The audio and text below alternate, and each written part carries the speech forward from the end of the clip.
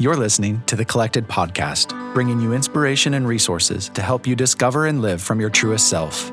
The Collected Podcast is a production of Collected Ministries, a nonprofit organization dedicated to helping disciples of Jesus discover and live from their true identity in Christ, recognize and walk in their divine purpose within the kingdom of God, and experience growth in their capacity for mature, healthy relationships. Follow Collected on social media at Collected Ministries, and be sure to visit thecollectedpodcast.com for show notes and additional content related to today's episode. Welcome to Season 3, Episode 17 of the Collected Podcast. I'm your host, Jess Biondo, and this week I am so excited to welcome Maria Abbe to the show. She is founder of Running Myself Together, and she'll tell you more about that, but just the short description is that it's a ministry dedicated to bringing Christ's light to women through running and mental health awareness. So Maria, welcome to the show. Hi, Jess. Thank you so much for having me. I am so excited and so honored to be here. Thank you. Yes, we're excited to have you. And to get started today, I was wondering if you could fill us in a little bit about your background and what led you to starting Running Myself Together. Yeah, absolutely. So when I was about 15, I was diagnosed with an eating disorder.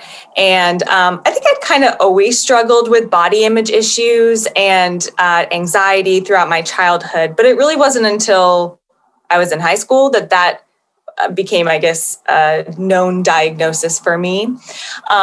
So I struggled with that throughout high school. And then when I got to college, I realized and learned via therapy that I also struggled with anxiety and depression. So I spent a lot of time in therapy working through those things, understanding why I was experiencing that, specific coping mechanisms to help me through. And then by chance, when I was in college, I had some girlfriends that were on the cross-country team. And in order to hang out with them, I would go on runs with them because they would have practices and they'd have to do their own runs on their own. And so I would go with them and we would have a great time and we'd have these deep conversations. And it really felt like for the first time in my life, my racing mind was matching my racing body.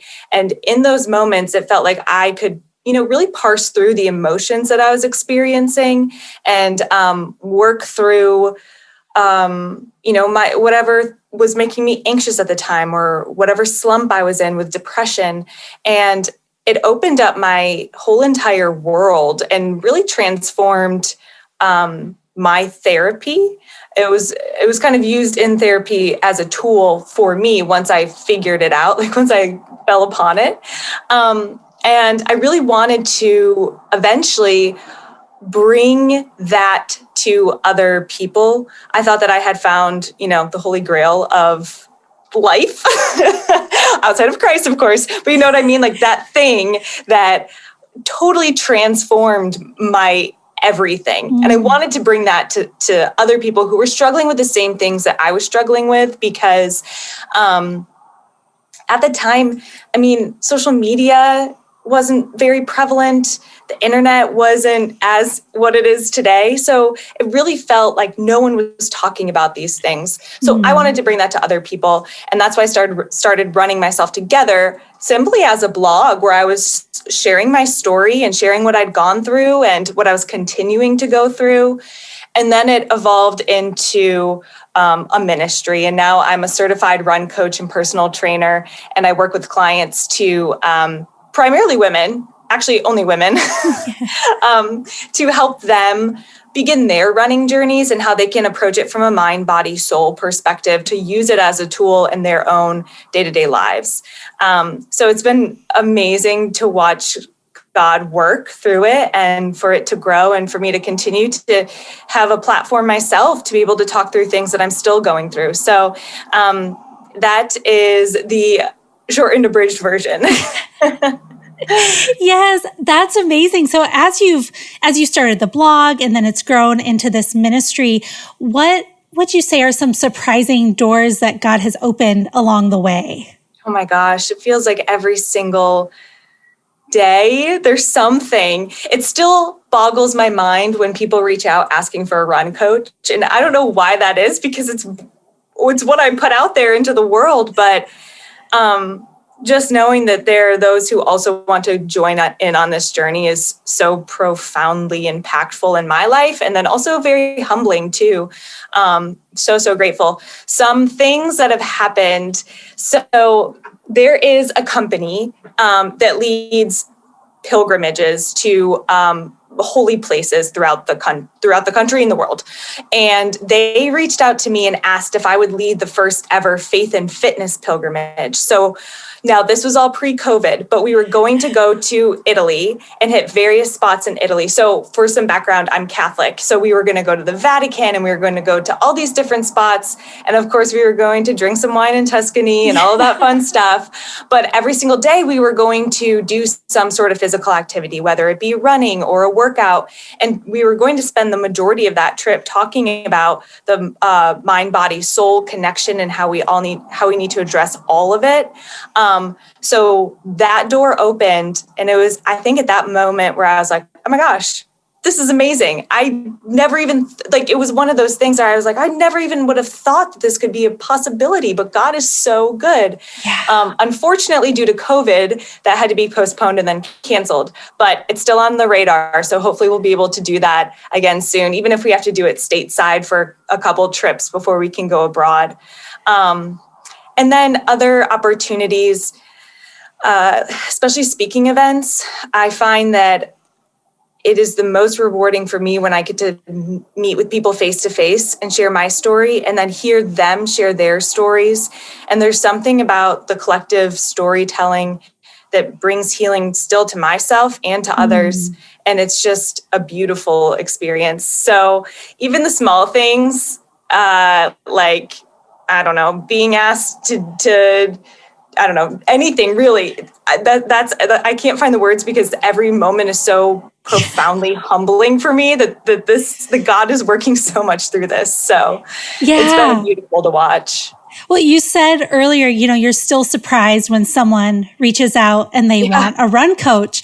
And I feel like that's something that I've kind of struggled with in the past too, is I struggle to believe sometimes that people are going to want what I have to offer. And so, God continues to surprise me of oh no, people listen to the podcast or people want the run coach. It's I feel like the gifts I have maybe aren't worth as much, but that's just a lie. And we have to just take the bold step, give the yes, and then God will do the rest with it. Exactly. As you have been on this path, have there been some obstacles you've had to overcome, whether they're personal insecurities or, kind of outward forces? I think what you just touched on is exactly what I still struggle with almost. I mean, not daily at this point, but for a while there, it was daily. And I think it's twofold. It's one, what people call imposter syndrome. So believing that you don't have the qualifications to do something. And so that when you're putting that work out there or that service out there, you feel like an imposter because you just don't have the confidence in yourself. So I've fully prescribed to the fake it till you make it. And it seems to be working well. But it does help to just put yourself out there and take the leap and take the risk in order to work through that. So that is one thing that I have struggled with, especially, my target audience, Christian women, right? But from a run coach perspective, it's primarily those women who are starting out on their running journeys. So, if you're trying to qualify for Boston, I'm sure I can help you get there, but I might not be the best coach for you. There might be a better one out there because what I try to focus on more are those women that are not, who don't see themselves as runners, but want to be runners and use that as a tool in their lives. So, because I've never run the Boston Marathon, sometimes I'm like, do I really know what I'm doing? And that's where I have to jump in and combat those thoughts because it's not true at all. But it's twofold because then I think in being in ministry, and I'm sure you experience this too, we're far more likely to be under spiritual attack because the devil doesn't want us to be doing work for Christ, right? So we're going to face that negativity, and we have to be cognizant of is this a thought that's coming that's true, or where is this actually coming from? Is this from Christ or is it not? And so you have to kind of navigate that and be walking step by step with Christ in order to navigate those feelings, experiences, emotions, all of that. Yeah. Is there any specific character trait that you've learned about God that has really carried you through some of those tough times? I think it has been me learning how to surrender and trust and knowing that he is faithful, but understanding that his faithfulness doesn't mean that it works out the way that I think that it should work out. His faithfulness means that it's going to work out the way that he wants it to work out, but it's going to be so much better than I could have ever imagined. And time again, just in my personal life, in my ministry, my work life, I've built out so many different ideas. And I'm like, this is it, God. I know this is going to be great. And it's not intrinsically bad and it's not intrinsically evil, right? But I hold on so tightly to that plan and that idea, and then, watch it be ruined, but only for something better from God to be put in its place. And so that's the biggest thing that I've learned, that he is going to be faithful. If he is calling me to this, he is going to be faithful. It just might not look like what I think it should look like. And that's okay. Yeah. And I've been learning a lot about, like you said, that his provision can come in so many different ways.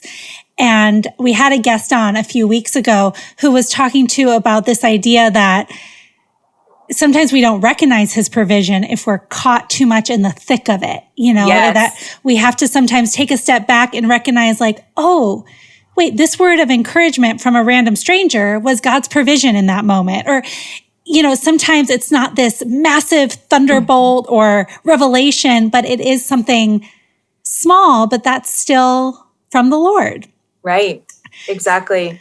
And I think it's being aware of that every single day and every single moment. Because like you said, it's so easy to get stuck in the day-to-day. It's so easy to get stuck in our feelings and our emotions and the drudgery of it all. But it helps so much to pick our heads up and look around and find him in everything. So absolutely. Yeah. As you were talking about kind of letting go of control a moment ago, what are some things that you've had to release in your life in order to continue to give God your yes? Yeah, man, so many things.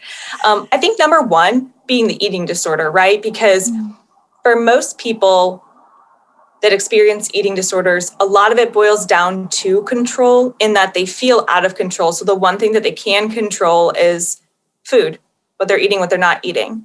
So fully surrendering that was hard, very hard, because there's so many. It's not a black and white issue. It's not a black and white situation, and so there's a lot that goes into it.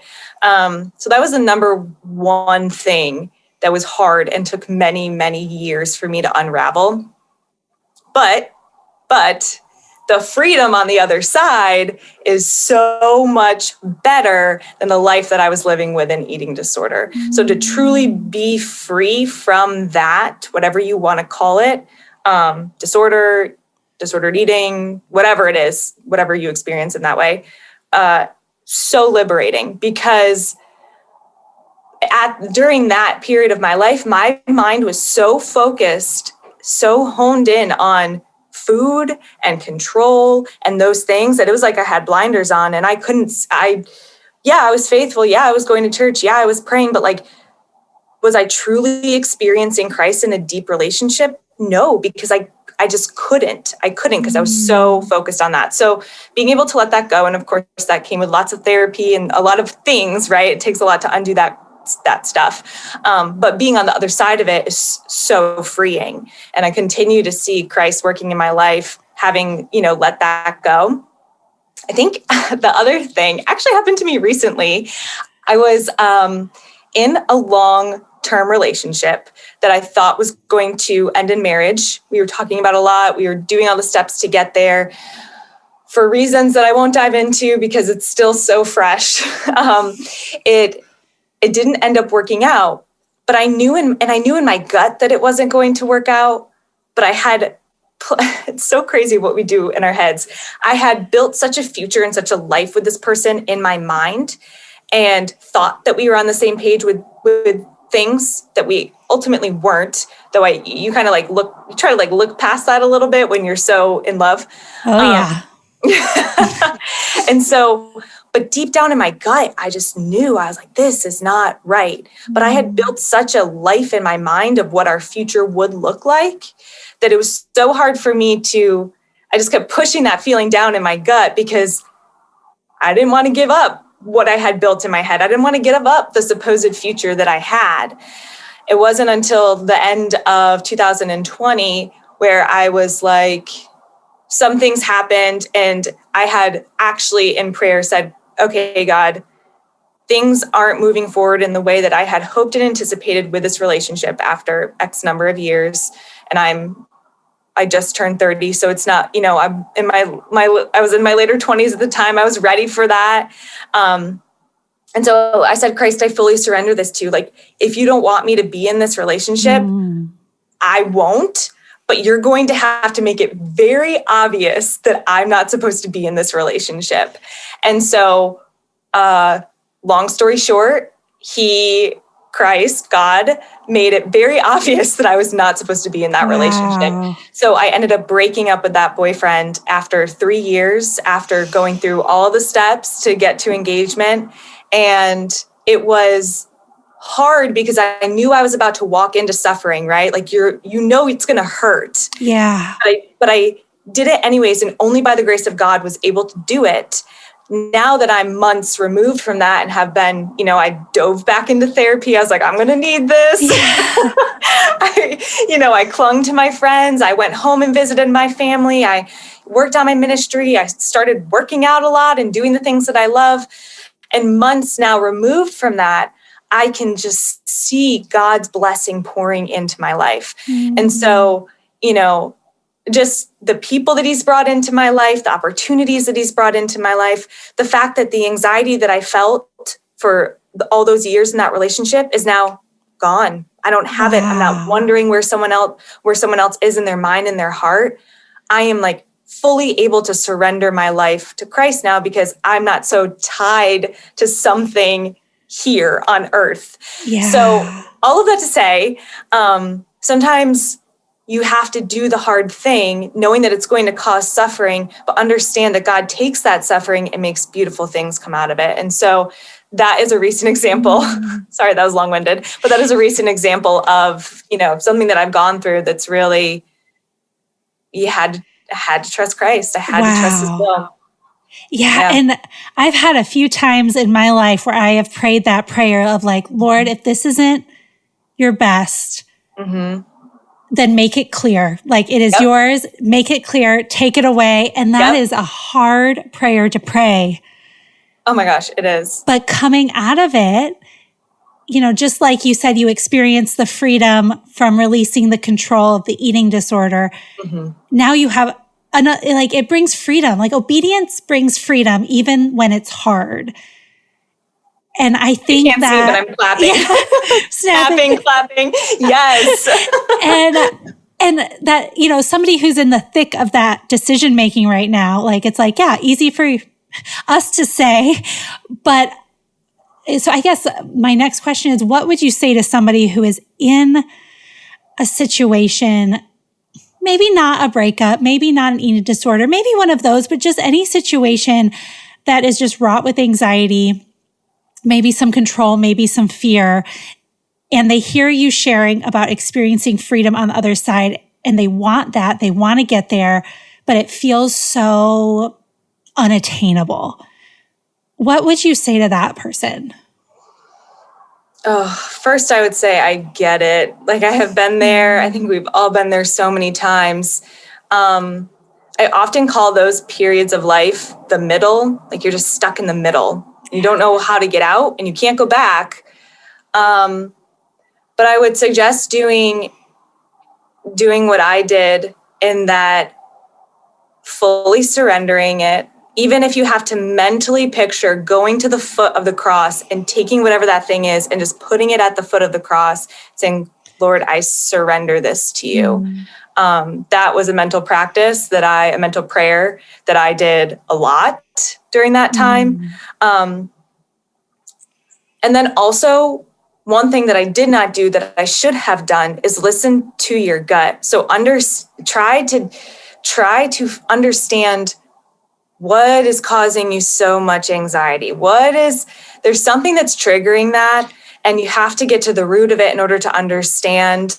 You might have to get to the root of it in order to understand what your next step is. And then do the hard thing. Like if your gut is telling you something is wrong here, it's telling you that for a reason.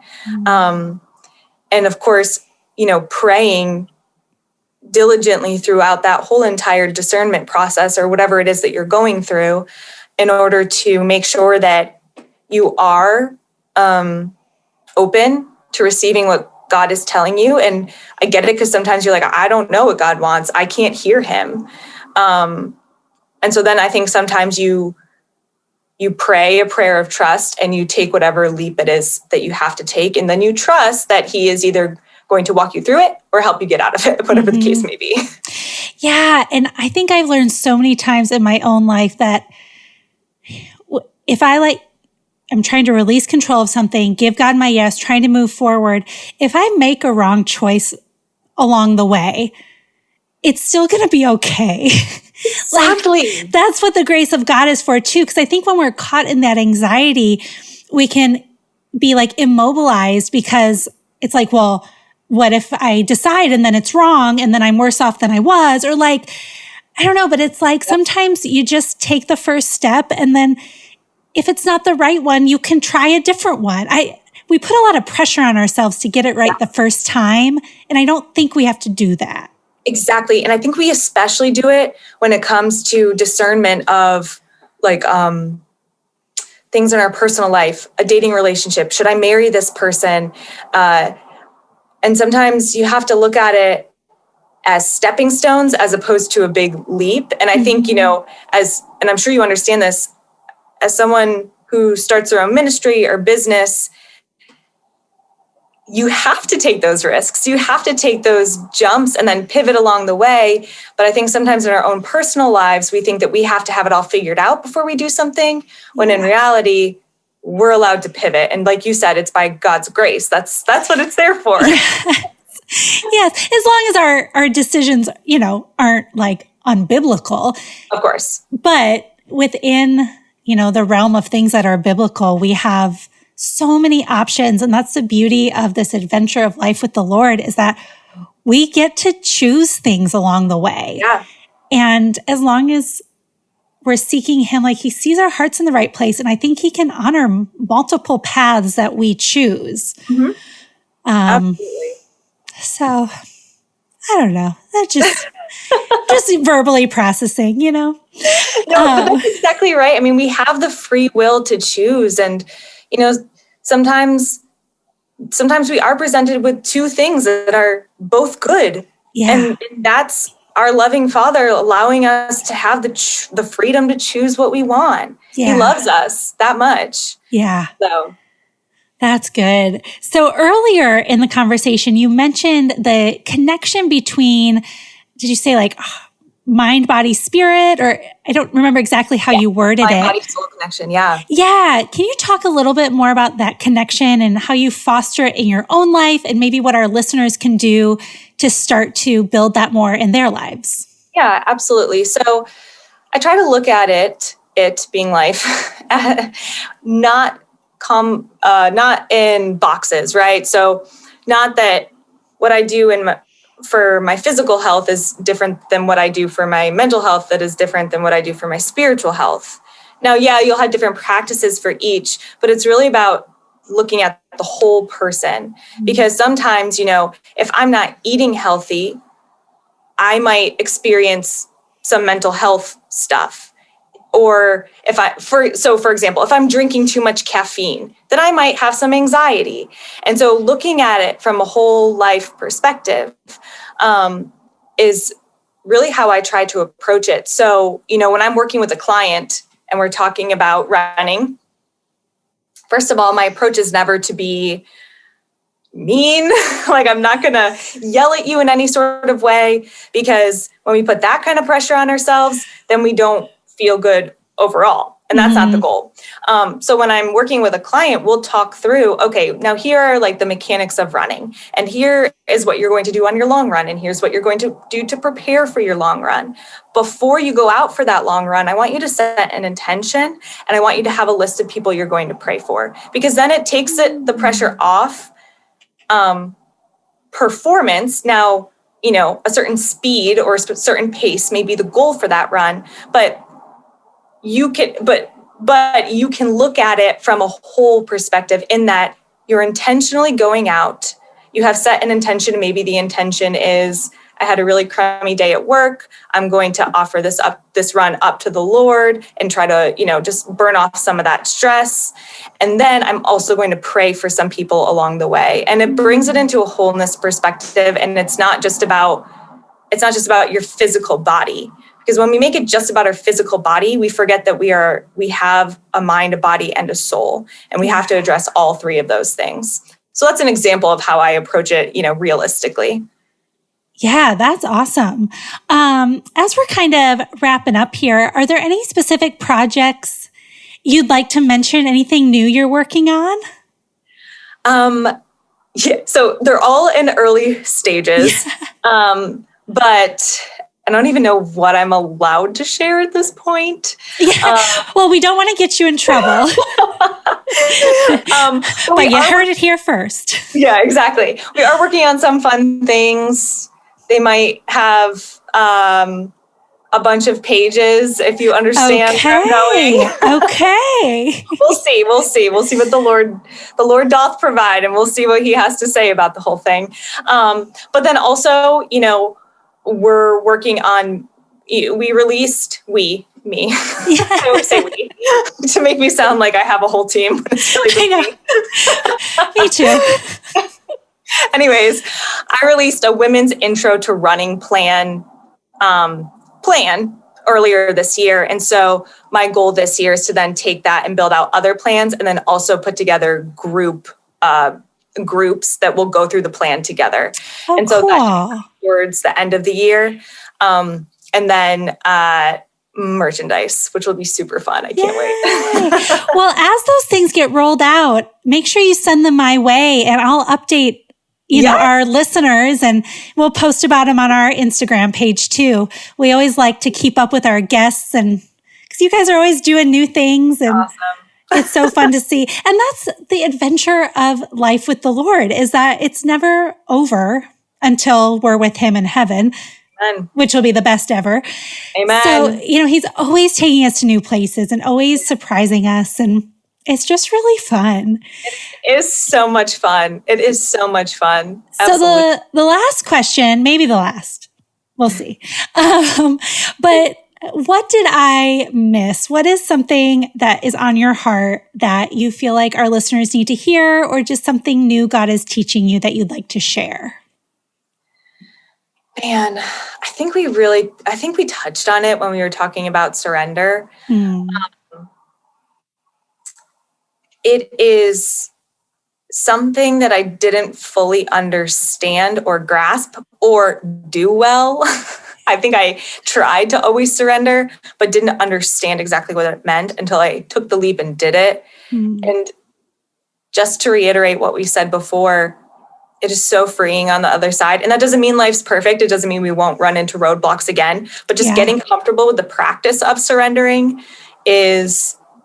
it's changed my whole life. It's changed my whole life. And, the future that I had planned for myself, I thought was good, but the future that God has planned for me and that I'm seeing come to fruition,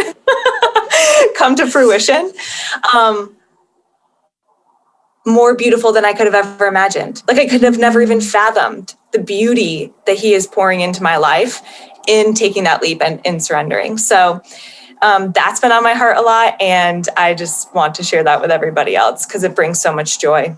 Yes. And just what an honor. Like you honor God so profoundly with your life. And when you share that testimony and give him the glory, I think it just brings a smile to his face. And he's just so good. Yes, he is so good. So good. And thank you so much for being on the show. It was so wonderful to talk to you. And please do keep us posted on everything as you roll out these new programs and initiatives. And we will link in the show notes so everybody can figure out where to find you. And listeners out there, if you want to start running, we found your coach.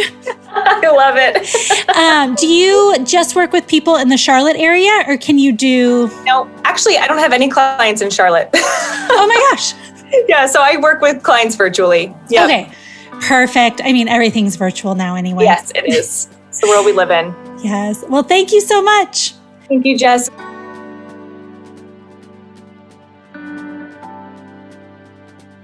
What a great conversation with Maria. I just adore her.